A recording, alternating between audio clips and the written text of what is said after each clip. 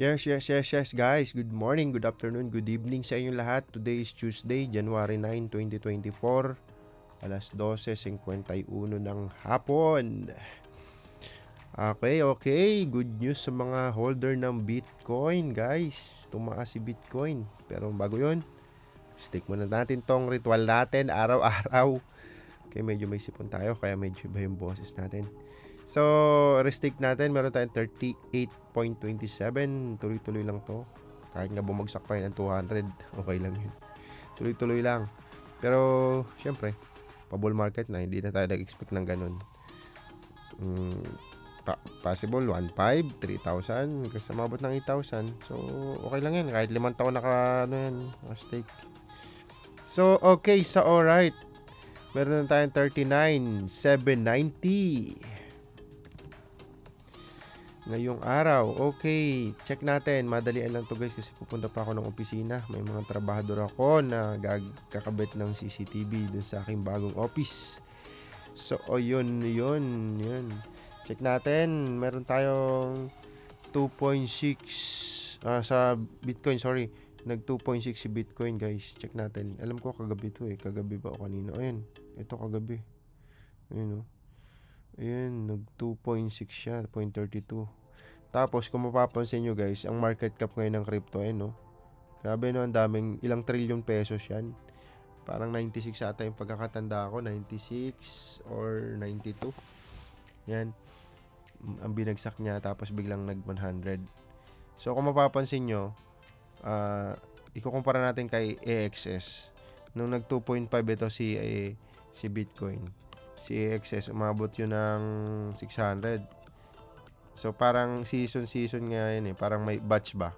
Kumbaga, lipat dito yung mga whales. Parang ganoon. So Bitcoin season, altcoin season. Kaya kung mapapansin mo, ito halos nag 2.5 yan. Si AXS naman at that time nag-check natin yung pecha para alam nyo. Para doon sa mga bago, syempre. Para mayroon lang idea. Ito siya nung January 25 nag 669 siya.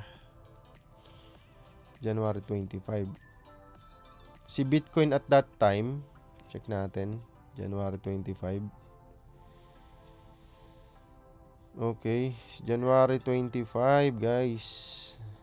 Ito. Dito natin lagay.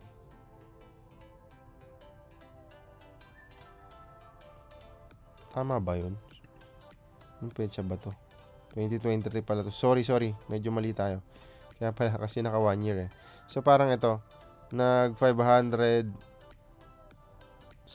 siya nung December 26. 563. Kung titingnan naman natin si Bitcoin, magkano ba siya nung December 26? Ayan, December 26. Magkano ba si Bitcoin nung December 26? Check natin. December 26. Ayan, halos 2.4 siya.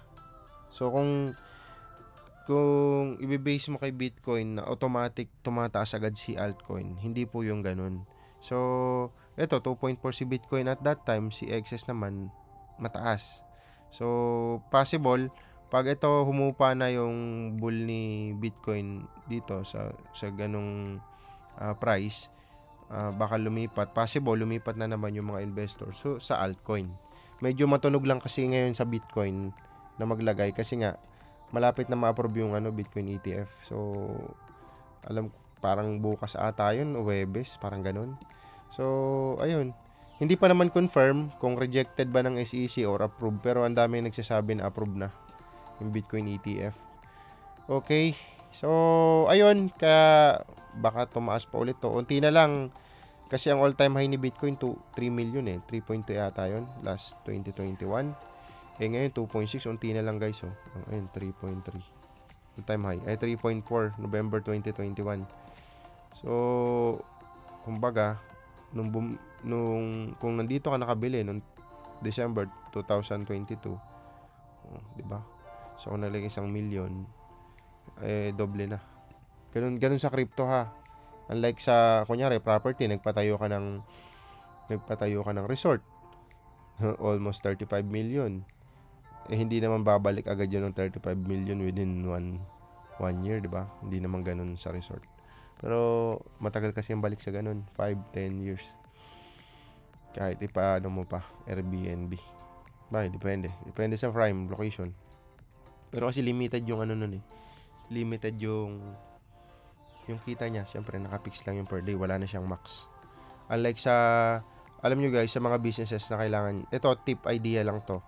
Sa mga business na papasukin nyo in the future, lagi nyong isipin kung yung ni-start mo bang capital doon, kayang mag 100 times or 1,000 times sa loob ng 5 taon. So, ganun lang lagi mong mindset. Kung halimbawa, nag-business ka, kunyari, sabihin na natin Jollibee. Yung Jollibee kasi yung 35 million to 50 million yung franchise. So, 35M. May kaibigan ako na manager ng Jollibee. Almost 25,000. Dati pa to, sabi niya sa akin, mga anong year ba yun? 5 years, 10 years ago. Hindi ko na matandaan eh. So, meron silang branch na 25,000 ang neto. Neto na to. Nakakita nung may-ari per day. So, times mo sa 365 days. So, 9 million siya a year. So, kung 35, ang kapital niya mahigit, divided by, alam ko hindi lang kasi malaking branch yun eh.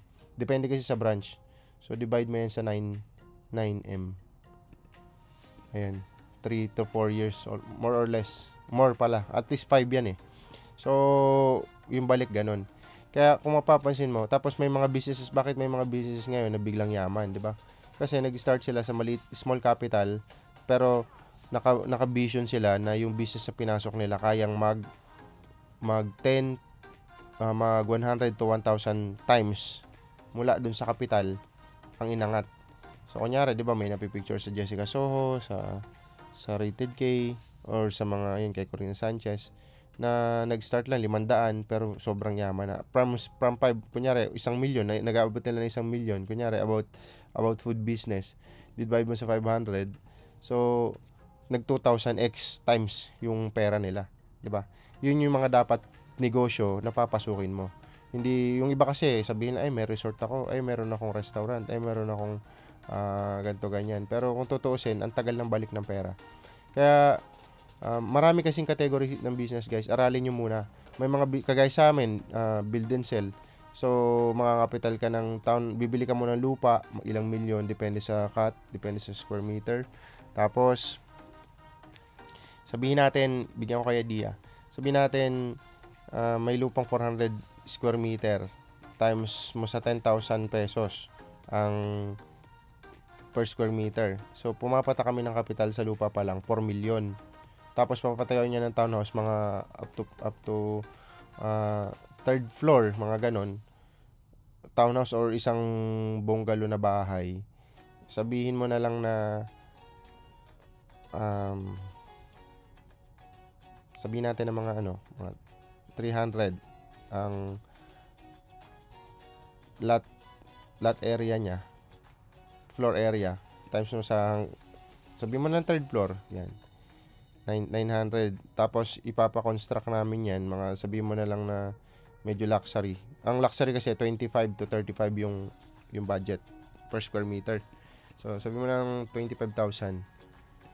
So, meron ka pang kapital na 22M plus 4 million. Diba? Plus 4 million.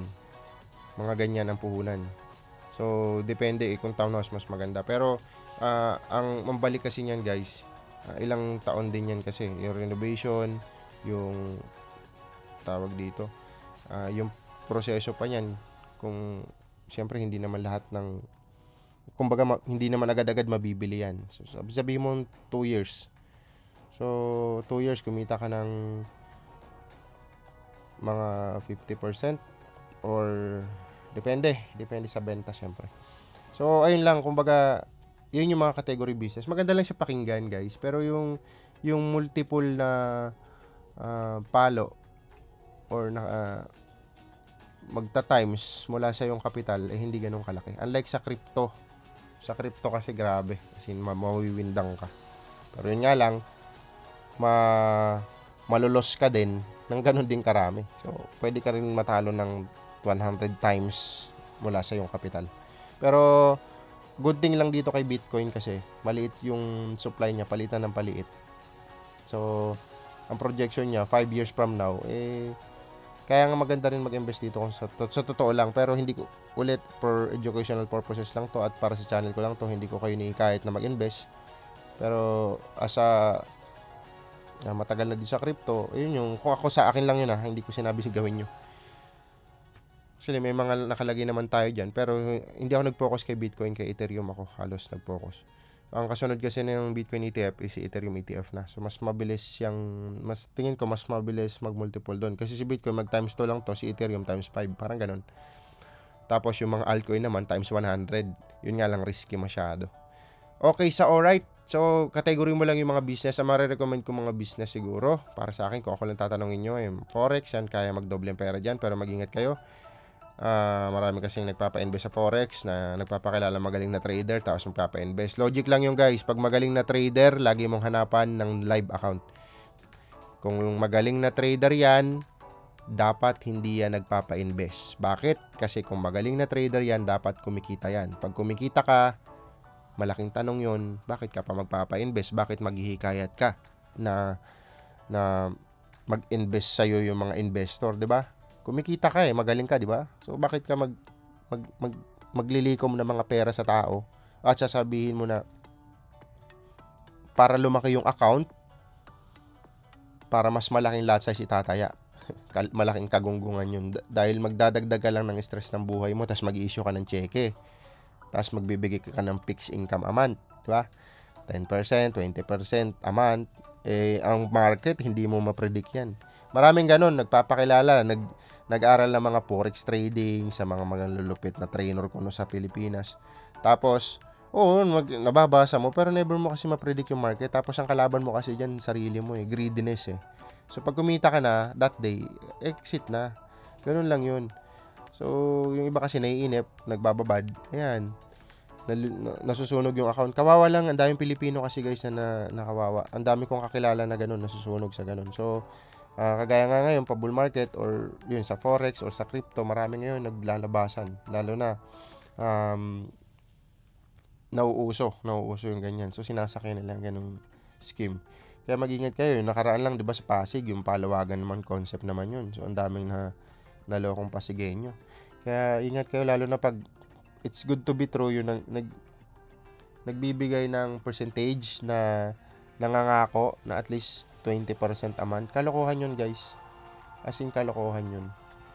So, mag-ingat na sana kahit papano yung makarinig ng video nito, magkaroon man lang ng idea, aral. Oo, sa una, papaanuhin ka.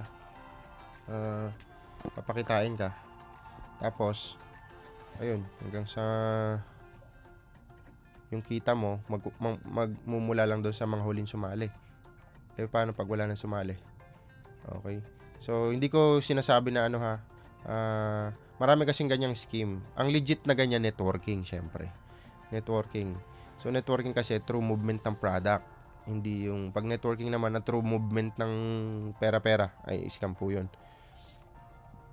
So, ang networking kasi, through movement ng product. So, kailangan magbenta ng produkto, reward, or kita. Yun yung, tawag dito. Ang kita, magsisimula sa sales ng product. So, ganun siya. Yun lang, minsan kasi nasasayang lang yung MLM, networking, nabababoy kasi nga may mga ganun nagtatayo ng scam. Hindi naman siguro nila alam na scam, pero later on kasi nag-i-scam dahil may promises. Pag may promises kasi mahirap yun. Promises, walang gagawin, kikita. Pag ganun ang konsepto na walang, invite kita, walang gagawin, kikita. Tapos yung iba naman, yung mga upline ko, nangangako sa mga downline nila, na, yun, yung mahirap kasi doon, yung mga upline na hype, nangangako sa downline. So, by the way, napunta na tayo sa networking. Sa traditional business yun, pili kayo ng mga businesses na, sabi ko kasi yun, nakapokus kayo sa goal nyo, kung ano man yan, ngayong taon, i-goal nyo yung goal nyo, dapat connected dun sa ginagawa nyo. Tapos, check mo rin yung business na papasukin mo, aralin mo, kaya ba dyan mag 100 times. Kung may mga tao ka na interview or nakakausap mo, napapanood na nagwa 100 times yung pera nila after 5 years. Legit na business, guys, ha. Legit business, mga importing business, yan, mga ganyan. Importing business, food business, yung mga, yan, online selling, ano pa ba kaya mag 100 times? Forex, Bitcoin, crypto, ayun. Yun yung mga aralin nyo din ng mga businesses. Dapat piliin mo yung kaya mag 100 times to 1,000 times. So, ayun. Okay, so alright. Tapos dito sa DeFi Llama, may mga idea dyan. Bahala na kayo. Pindot-pindutin nyo lang to. May mga makikita kayo dyan. Tapos, hanap din kayo ng ibang YouTuber na magagaling sa crypto. Kasi for sure, mas marami magagaling sa atin. Tayo naman isang hamak lang nag-start pa lang mag-YouTube ulit. Sabi ko nga sa inyo, extrang time ko lang to. Hindi ko kaya naman kasi marunong ako mag-edit, pero hindi nanginayang sa oras ko. So ayun, sa alright. Okay, basa tayo ng comment. Tama ka, Lods. Yan, ganyan nga gusto ng mga big whales. Yeah. Shoutout kay Lice Lap Story 3132. So, yun, ito kasi yung 16 hours ago, nag-dump. Tapos biglang nag-pump si Bitcoin, guys, no? Or ibang altcoin. Okay, Lods, wala ka bang balak mag-invest sa ABAX? Wala po ako dito kasi hindi ako fan nito talaga. Aywan ko. Hindi ako familiar. Shoutout sa iyo, Master Beast 9913. Okay, Mercurial _ Ron. Sa iba, goods to cut loss, pero sa amin, good to buy. Kapit lang mga kapatid, first time trying this Ronin network few weeks ago. Mukhang okay naman. Shoutout sa iyo, Lods. Kay Soting Song, shoutout, idol. Everyday ako abang sa EX staking mo. Thank you so much, sir, ma'am. O kung ano man. Wala kasi hindi ko figure kung anong gender mo. Shoutout po sa inyo. Good PM, idol. Stake lang ng stake. Yes, shoutout sa iyo, sir. Okay. Ano pa ba? Wala na, yun lang. Mga Lods, hanggang kailan na? Okay. Nasagot na natin yan. Thank you so much again sa inyo. January 9. Tuesday. Ang total stake natin ay 39,790. Pampagana lang, guys. Check natin. Pampagana. Pero alam kong bumagsak yan. 17. So, meron tayong 17,600. So, thank you sa alright. Pero pag yung nakaraan, magkano ba yun? Malaki na yun kasi linagyan ko ng 1.62 ulit eh. So, sabihin natin 563. Compute lang po ito, ha. Hindi para pang mayabang or ano sa inyo, ha. Yung iba mayayabangan, alam ko. Pero bahala sa buhay nyo. Ma-inspire na lang yung iba. So, check natin, ha. Kunyari, maabot ulit niya itong 563 dito. Kung ito yung total access ko ngayon. 563. 563 times 39790. Bam! O, diba? 22. So, ang layo. So, kung ako nag-business ng 17 million, ano bang pwede ko dito? O dalawang property nito sa probinsya na may magandang bahay. Mga tag 8 million. Parang ganun. So, benta ng mga 25. Pwede na. Pero ang tagal kasi ng balik nun. Ilang taon. Tapos pagdating dito sa crypto, tinan mo, kasi dito mamomblema ka ng mga contractor, ng architect, engineer, tapos yung sales marketing mo pa, may mga cut pa yon. So, 17, mabibenta mo ng mga 25, 26. 2 years. Tapos, dito sa crypto, guys, tingnan mo.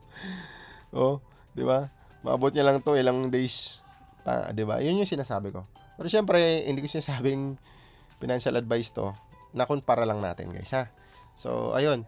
Thank you so much again sa inyo. Maraming salamat. See you again tomorrow. This is Mr. KGB Crypto. Kita-kits tomorrow. Bye-bye.